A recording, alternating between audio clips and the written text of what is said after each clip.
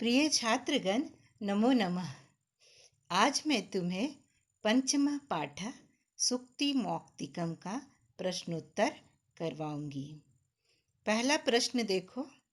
अधोलिखित प्रश्नानां उत्तराणि संस्कृत भाषया लिखत।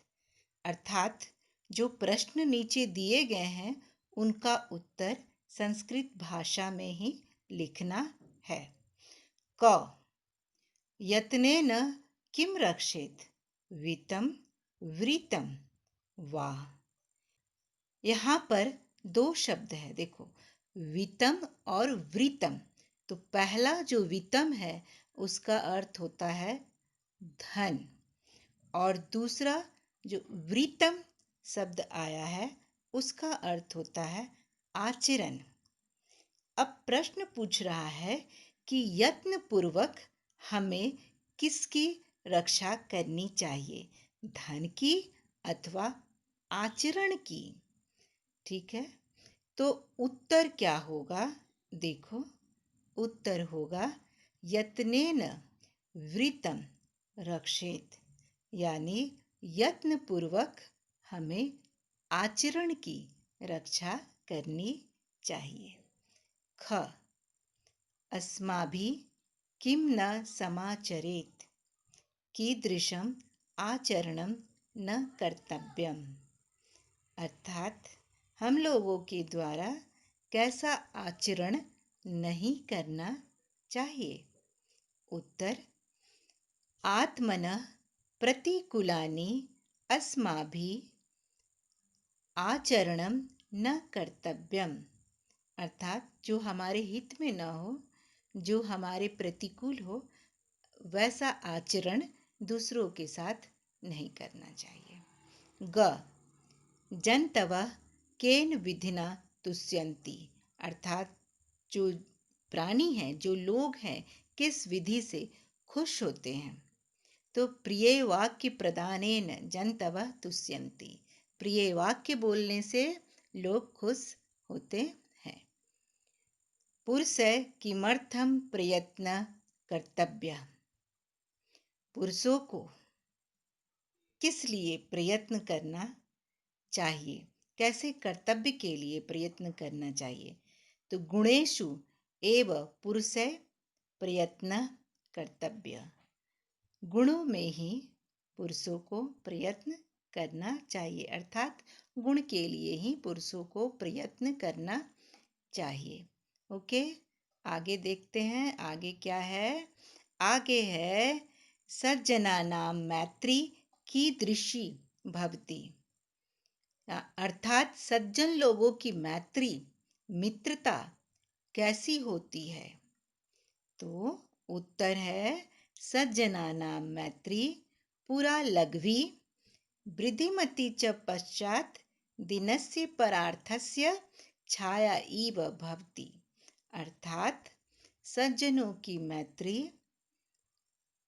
पहले तो छोटी होती है, और बाद में जैसे जैसे दिन चढ़ता है वैसे बाद में क्या होती है, ये दोपहर की छाया के समान फिर बड़ी होती जाती है।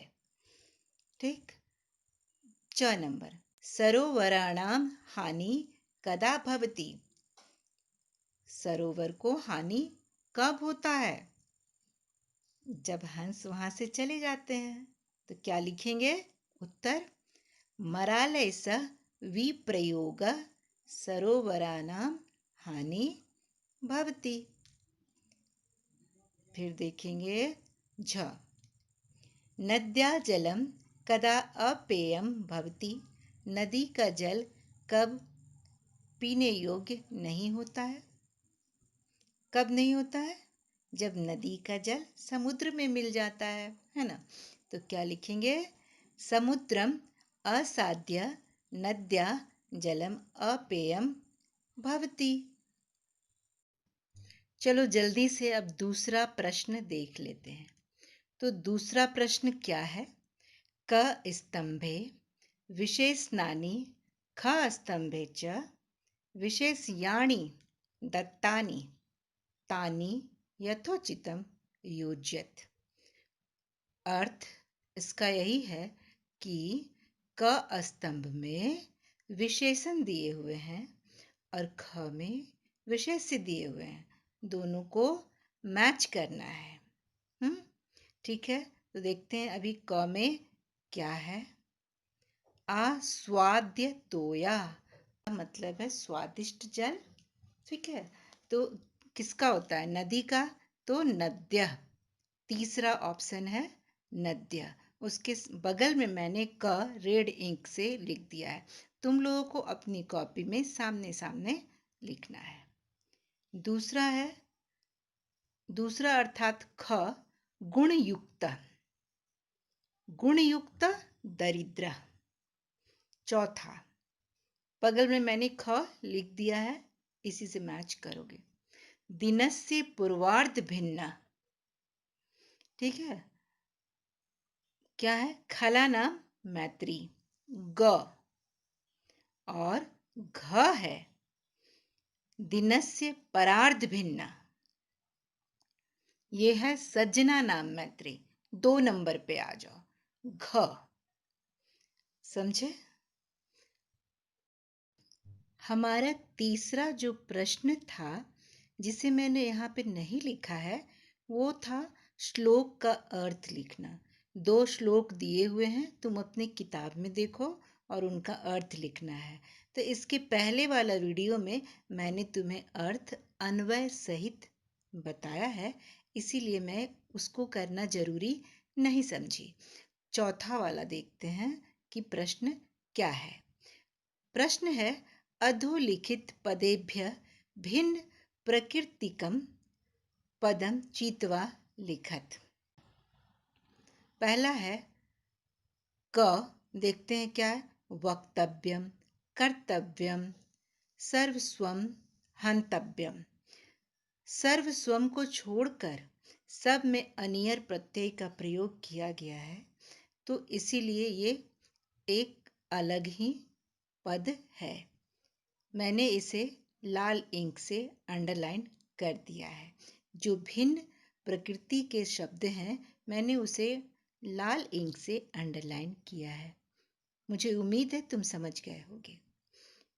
ख, यत्नेन वचने प्रिय वाक्य प्रदानेन मरालेन। अब देखो, यत्नेन प्रिय वाक्य प्रदानेन मरालेन सब में तृतीया विभक्ति का प्रयोग किया गया है, लेकिन हमारा एक शब्द है वचने, उसमें सप्तमी का प्रयोग है, तो इसलिए सप्तमी अलग है, इन सबों से अलग है। ओके, ग नंबर। श्रूयताम, अवधार्यताम, धनवताम, क्षम्यताम। धनवताम को छोड़कर बाकी सारे क्रियाएं हैं, धातुएं हैं। ठीक है, इसलिए धन्यवताम अलग है। घ, जंतव, नद्य, विभूतय और परिता। परिता एक अव्यय है और बाकी सारे संज्ञा है, तो इसलिए हम लोग परिता को यहाँ पर भिन्न पद के रूप में रखेंगे। धन्यवाद बच्चों। अगला 3 जो प्रश्न है वो मैं अगले वीडियो में तुम्हें देने का प्रयास करूँगी।